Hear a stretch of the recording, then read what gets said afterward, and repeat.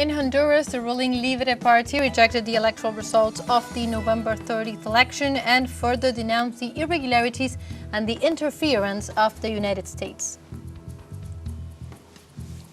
In Ecuador, relatives of the 4 children disappeared and murdered by a group of military personnel in December of 2024 demand truth and justice a year after the events. And the Israeli Prime Minister Benjamin Netanyahu announced on Sunday that his country would soon advance to the second phase of the Gaza ceasefire. Hello and welcome to From the South. My name is Belén de los Santos, and from the teleSUR studios in Havana, Cuba, we begin with the news.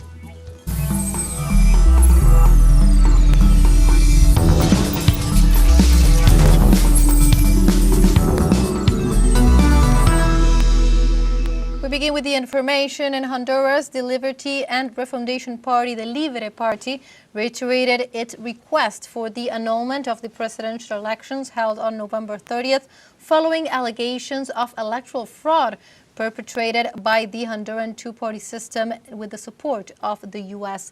At a press conference called by the Libre Party presidential candidate Risi Moncada, stated that she does not recognize the election results after irregularities in the electoral transmission system confirmed the occurrence of fraud. Moncada also reiterated her denunciation of Donald Trump's external interference in the democratic process and condemned the pardon granted by the U.S. head of state to the former Honduran president Juan Orlando Hernández, convicted in Washington for drug trafficking, demanding that legal proceedings be taken against the former Honduran leader.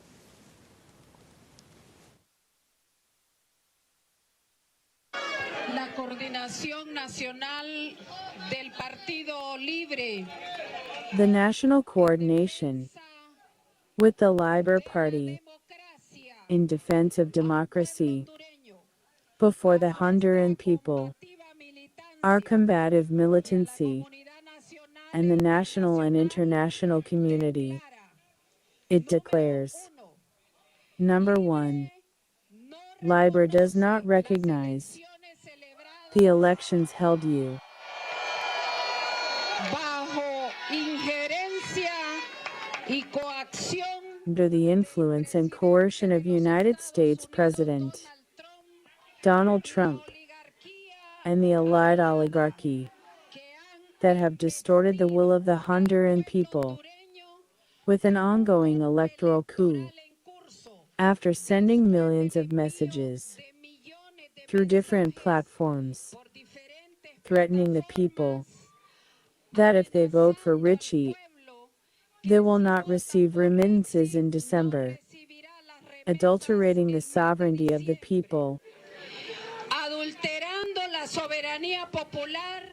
And in this context, Moncada further denounced the manipulation of the election transmission system and the violation of security protocols.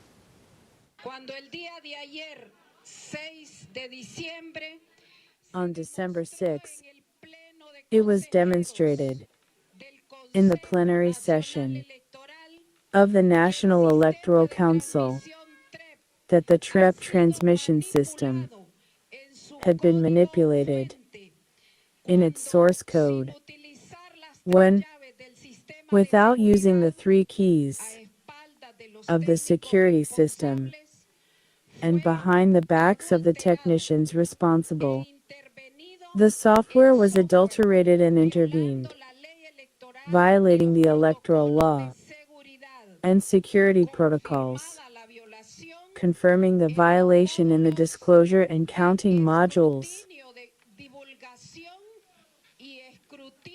processing of records, with 5,000 zero sheets and consistency.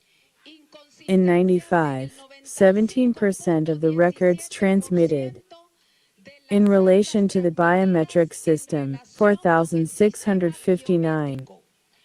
Many of the acts did not have backup copies, biometric data, and constant failures of the disclosure page, which determines the intervention against the violated original software.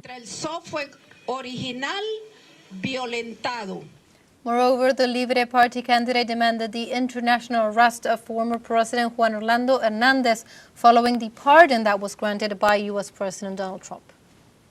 Condenamos el indulto al narcotraficante. Number 2.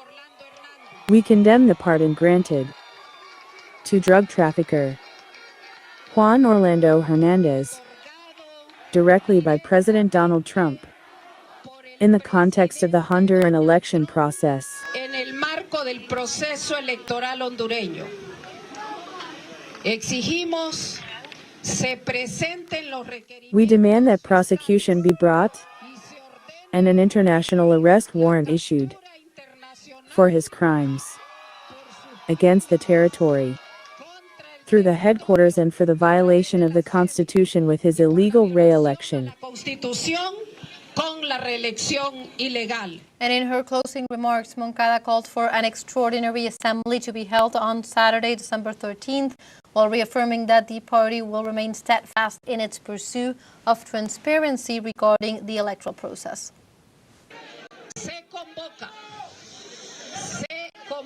A special meeting of the National Dignity Movement is convened for next Saturday, December 13th, and a vote of confidence is unanimously granted to the General Coordinator and candidate Rixi Moncada. No one here is giving up. No to the electoral coup. No to interference. Given in the city of Tegucigalpa on the 7th day of December 2025. National Coordination, Freedom, and Refoundation Party.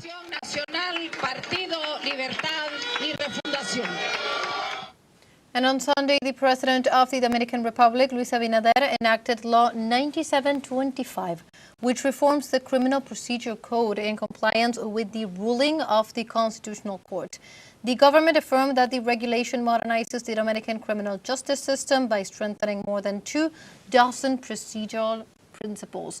The reform also expands alternative conflict resolution mechanisms and reinforces guarantees such as the presumption of innocence, the right to defense, and judicial controls on coercive measures. The text will be published today in the official Gazette and will come into effect next Tuesday in the National District, extending throughout the country from Wednesday.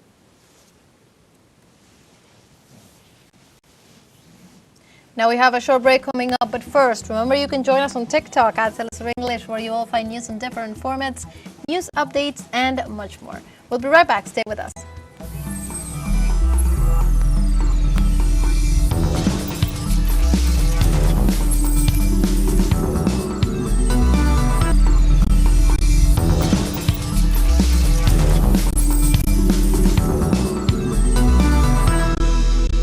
Welcome back to From the South. We continue with more information. In Ecuador, relatives of the 4 children that disappeared and were murdered by a group of military personnel in December of 2024 demand the truth 1 year after the so-called Malvinas case. Today, December 8th, 2025, marks 1 year since the murder of 4 minors from Las Malvinas neighborhood after being intercepted by 2 military patrols in southern Guayaquil. In this context, family members of the victims and human rights organizations have organized memorial ceremonies that include walks, marches, and vigils to demand justice.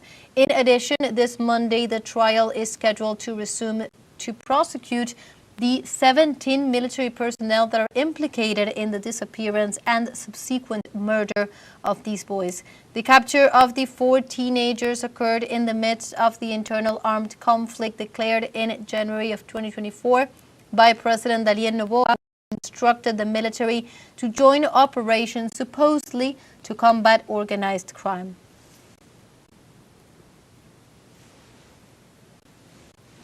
Also in Ecuador, the number of inmates killed after an explosion near the Machala prison in the southern province of El Oro rose to 13. According to Ecuadorian media, after a drone was detonated 1 block from the prison complex. The bodies were found on the first floor of the prison to distract the National Police from a possible attempt by the inmates to escape. To date, there have been no reports or statements from the National Service of Integral Attention to Adults Deprived of Liberty and Adolescent Offenders or from the prison authorities. Let's recall that since the year 2021, Ecuador has been facing a prison crisis that has left more than 500 people dead, while violence in the country increased to more than 8,000 homicides under the administration of Daniel Noboa in 2025.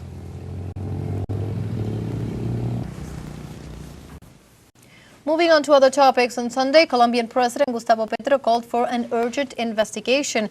This after human remains washed up on the country's northern coast. The president drew attention to the possibility that these are victims of the U.S. lethal and illegal attacks in the Caribbean and the Pacific. In this context, the Colombian president requested that forensic procedures be initiated to identify the bodies and obtain all pathological information to determine the causes of death. In this regard, Petro said he would contact the Venezuelan prosecutor's office to coordinate these efforts, as the bodies were found on a coast near the Bolivarian nation. The victims were discovered hours after the U.S. Secretary of War Pete Hegseth confirmed a new strike on an alleged drug-carrying vessel, despite ongoing denunciations of the illegality of these extrajudicial executions.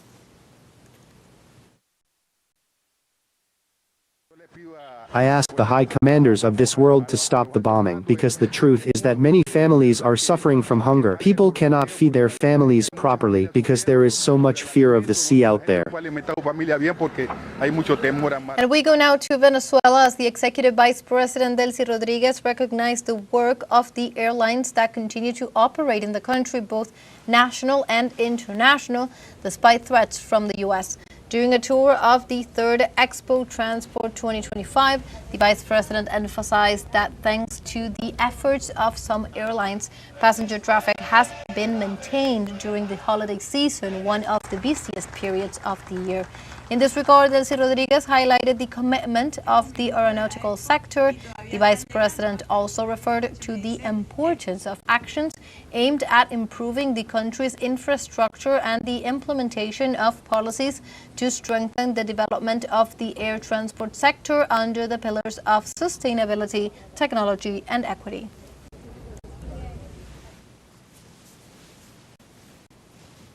And more on Venezuela, President Nicolás Maduro highlighted on Sunday the progress of the country's current economic framework, calling it an indestructible alliance between the people, the entrepreneurs, and the state.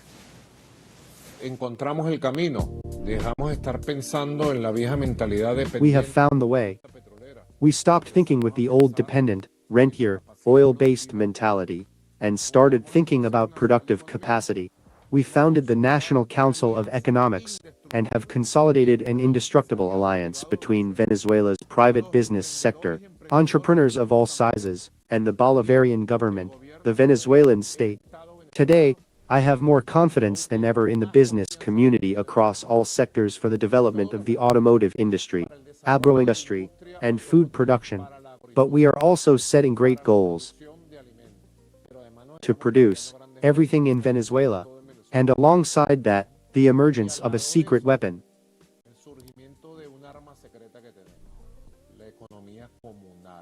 We have, the communal economy, is growing and will change everything.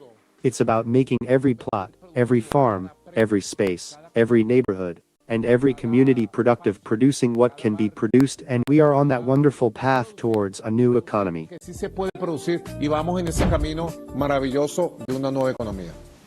And in other news, in the United States, Immigration and Customs Enforcement has arrested nearly 75,000 individuals with no criminal records since the beginning of Donald Trump's presidency. The figures of individuals without criminal records who have been detained, shared by the Deportation Data Project at the University of California, Berkeley, contradict the rhetoric of the U.S. president, who criminalizes the migrant community by justifying their persecution with the alleged capture of murderers and gang members.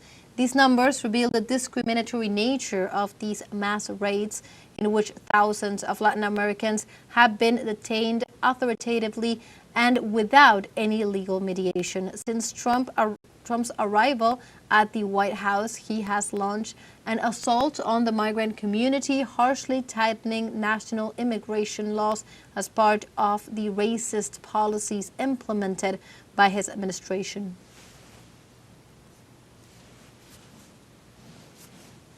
We have a second short break coming up now, but before we invite you to visit our Facebook page at teleSUR English. There you'll be able to watch our top stories, special live coverages, and much more. Follow the page and activate notifications to stay up to date on the world's most recent events. Final short break, don't go away.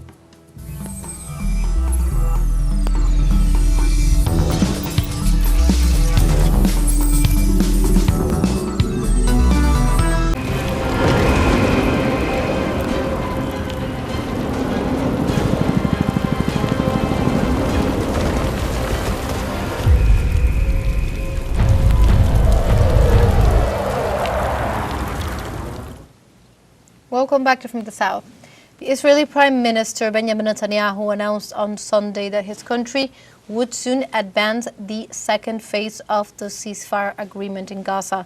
At a press conference following his meeting with visiting German Chancellor Friedrich Merz, Netanyahu stated that the first phase of the Gaza ceasefire agreement had been largely completed and that the process is set to move forward to the second phase. Netanyahu also mentioned that later this month he planned to meet with U.S. President Donald Trump to discuss the progress of the second phase, while reiterating Israel's stance that it will not agree to the establishment of a Palestinian state.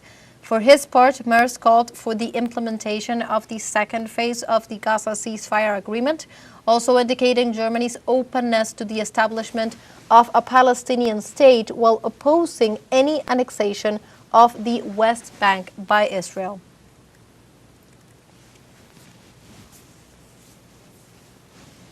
Meanwhile, on Sunday, the United States, Israel, and Qatar held a trilateral meeting in New York to discuss issues related to the ceasefire agreement in Gaza.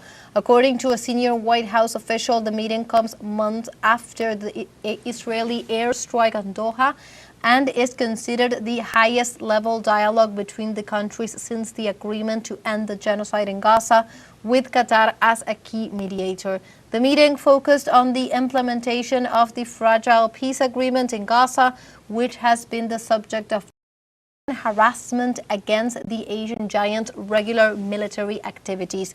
In this context, the Chinese Foreign Ministry accuses Tokyo of deliberately confusing the story to deceive the international community with malicious intentions and urged its eastern neighbor to stop its dangerous actions. Previously, the Japanese Defense Ministry had claimed that Chinese Yanjiang's J-15 fighter jets pointed their fire control radars at Japanese F-15 fighters over international waters.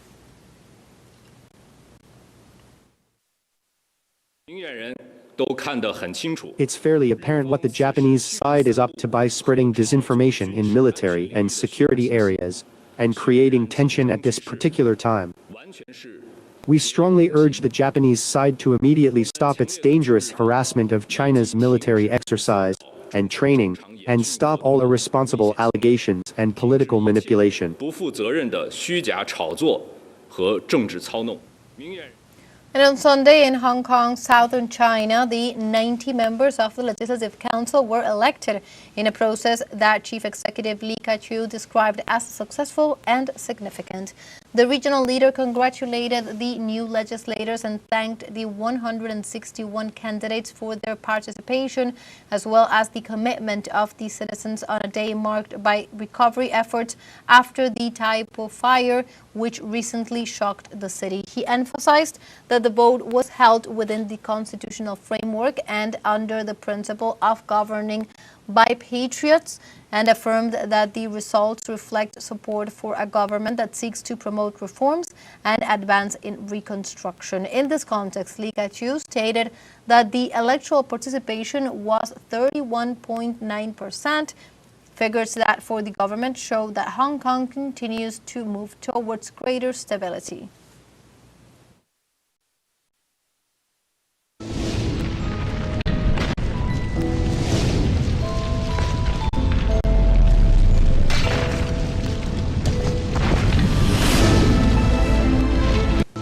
In Japan, a magnitude 7.6 earthquake struck off the eastern coast of Honshu on Monday, triggering tsunami warnings for several prefectures. The Japan Meteorological Agency informed that the quake was registered at 11:15 p.m. local time at a depth of 50 kilometers. In the scenario, the agency issued a tsunami warning for the prefectures of Hokkaido, Aomori, and Iwate, saying that the waves as high as 3 meters could hit Japan's northeastern coast. There have been no immediate reports of casualties or damages, and it is worth highlighting that the Asian nation is one of the world's most earthquake-prone countries, with a tremor reportedly occurring at least every 5 minutes. And like this, we have come to the end of this news brief. You can find these and many other stories on our website at telesurenglish.net. Also join us on social media. We are on Facebook, X, Instagram, Telegram, and TikTok as well. For Telesur English, my name is Belén de los Santos. Thank you for watching.